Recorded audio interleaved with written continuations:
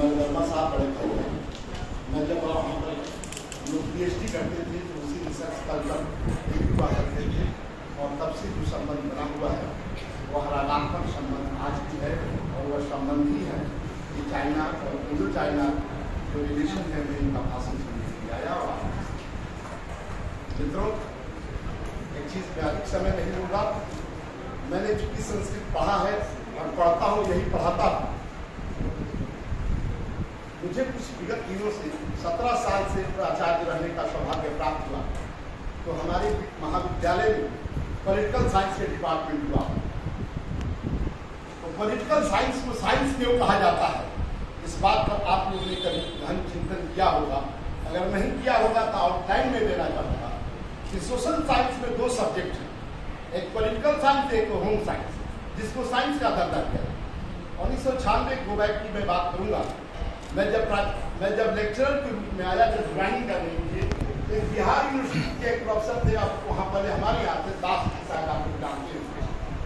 तो हम लोग अपनी शालीनता के साथ बाहर ऑफिस के बाहर खड़े थे और वो परेड मार रहे थे पॉलिटिकल साइंस का। तो हमने तो देखते पहचान गया कि पॉलिटिकल साइंस की ही होंगी, इतनी ऊर्जा और इतना ज्ञान दूसरे विद्यार्थियों में नहीं होता। आप लोग महाविद्यालय भैया आप कौन से विषय के आप ज्ञाता हो, किस विषय में आप आए हो? तो उन्होंने व्यंग्य में कहा कि मैं छल विभाग विषय पढ़ता आया। और क्लियर कीजिए, दोबारा राउंड लेकर आए कि भैया जरा एक बार और बताइए कि आप किस विभाग में हैं। तो कहा कि देखो ऐसा है कि मैं उस विभाग में हूँ जो ना आर्ट्स है ना साइंस है। तो होम साइंस है सर, आप बताइए और कौन है? तो उन्होंने कहा कि तो उनको अब मैं क्या क्या बताऊं, मैं किस किस विषय से आया हूँ। मैं छेदन भेदन से आया। ठीक है।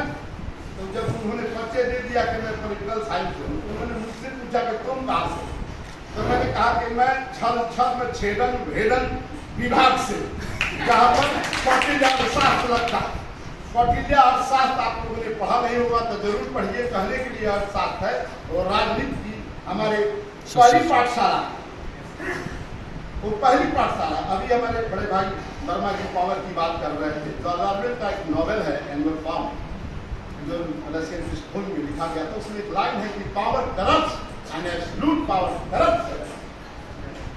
ये ध्यान रखो, जहाँ पावर है वहाँ करप्शन है, और करप्शन जहाँ होगा वहाँ क्या कहना है।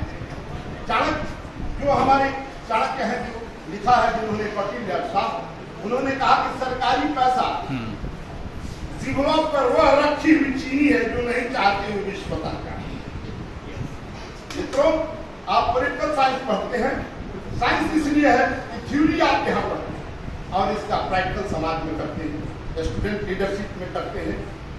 इसलिए हमारे लाइफ में टर्म आता है sir, governance, leadership and management. मैं क्या 7 क्राइटेरियन में क्राइटेरियन, और इसमें हमारे पॉलिटिकल साइंस के छात्र शिक्षक सबकी उपयोगिता है। आप समाज के वो नेतृत्व करता है जो राष्ट्र को दिशा देते, जो पॉलिसियां बनती हैं, उसमें आपका भाग योगदान रहता है। और कहाँ से रहता है? 3 टायर, जो आप ग्राम पंचायत से लेकर पार्लियामेंट तक अगर कोई भूमिका, कोई शास्त्र को जानने वाला है, संविधान को जानने वाला है, तो वह आप हैं। और इस राष्ट्र की नीतियों को बनाने की, इस राष्ट्र की जितनी भी आर्थिक नीति हो, राजनीतिक गतिविधि हो, वो आपके करें। यही कारण है कि इस विषय को पढ़ने वाले और पढ़ाने वाले, सामान्य विषयों के पढ़ने और पढ़ाने से उनका दायित्व अलग रहता है, उनका पेरिफेरी बड़ा रहता है। और आपका भी पेरिफेरी जो है बड़ा होना चाहिए, आपका विहंगम दृष्टि होना चाहिए, क्योंकि आप पॉलिटिकल साइंस के लिए। और राजनीति जो है वह वो नीति है जिससे हर नीतियां प्रभावित होती है। कैसे होती है? छोटा सा एग्जाम्पल। मित्रों, हमारे हथियार जो रिवर वैली सिविलाइजेशन थे, मोहनजोदड़ो, मेसोपोटामिया, जो चीन की जो सभ्यता थी, वांगोक नदी की सभ्यता और जेड की सभ्यता, ये चारों प्राचीन सभ्यता में जितने लोग रहते थे, समृद्ध ये सभ्यताएं थी। ये क्या कभी आक्रामक बनी? न चाइना ने किस पर आक्रमण किया, न आक्रामक रहा, न हमने किया। न मेसोपोटामिया वालों ने किया, न नील नदी वालों ने किया। एक दो छोटे छोटे उदाहरणों को छोड़ दिया जाए, क्योंकि समृद्ध लोग जो होते हैं दूसरों के घर पर ठेला नहीं करते। यह नीति, यह राजनीति हमारी कौटिल्य, हमारे नालंदा और तक्षशिला की देन थी। यह है आपका राजनीति, यह है राजनीति की गरिमा।